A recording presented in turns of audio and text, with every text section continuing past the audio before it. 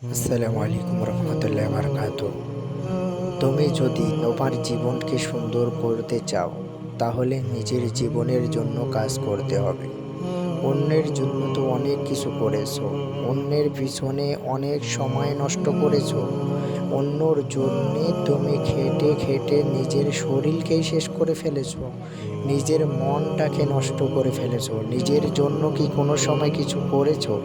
নিজের জন্য কোনো সময় কিছু করা হয়েছে? না, নিজের জন্য তুমি কিছুই করতে পারোনি। তোমার অর্ধেক জীবন চলে গিয়েছে অন্যের পিছনে, আরও বাকি জীবনেও নষ্ট হয়ে যাচ্ছে। তাহলে আজকে থেকে পরিবর্তন হও। আজকে থেকে নিজের জীবনকে নিজেই সুন্দর করো। নিজের জীবনকে কিভাবে সুন্দর করবে, নিজের জীবনকে সুন্দর করার আগে তোমার নিজের উপর তোমাকে কাজ করতে হবে।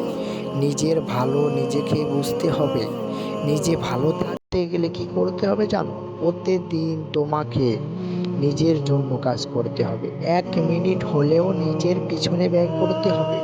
তুমি অন্যের জন্য তো অনেক কিছু করেছো, তোমার স্ত্রীর জন্য করেছো। তুমি কি বুকে হাত দিয়ে বলতে পারবে তোমার স্ত্রী তোমাকে কখনো কষ্ট দেয়নি?